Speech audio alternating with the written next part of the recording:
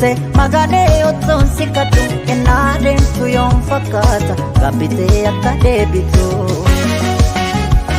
Nan beeka otoo hin beekin akka deemtee na darbite garuu maal godhuu garaa koo fama kee yoon fudhate.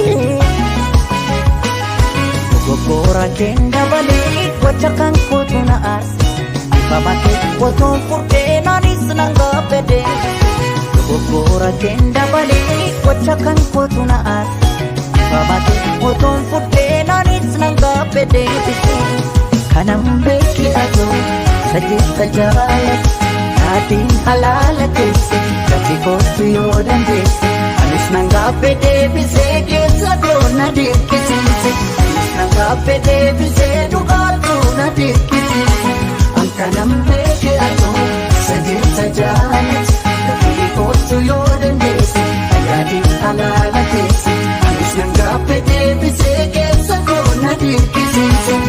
Nan gaabbee deebisee dhugaatu na dirqisiise.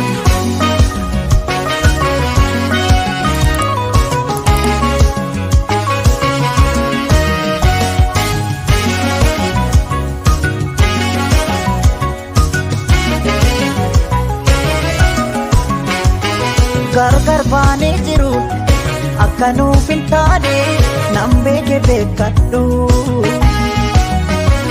Waan gabbii keen gabbee ifama keen furdee na waliin jiraadhu.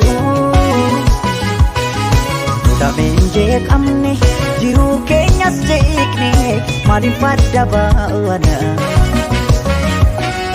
Anis badii qabu atis qulqulluudha koo waliin jiraanna. Namni akkamiitoof dhokatee miira isaa sobee jiraata. Dhugaa simachuu dadhabee of miidha jiru filate. Jaalalaan nu jidduu jira of sobuun nu baasu beeku. Deebi'i anis sin eegaa nu waliif nu uume Rabbi. Kanan beeki atoo sajeessa jaalatu yaadiin halaala keesse gati kootu yoo dandeesse anis nan gaabbee deebisee keessa goona dirqisiise. Anis nan gaabbee deebisee dhugaatu na dirqisiise. Kanan beeki atoo sajeessa jaalatu gati kootu yoo dandeesse yaadiin halaala keesse anis nan gaabbee deebisee keessa goona dirqisiise. Anis nan gaabbee deebisee dhugaatu na dirqisiise.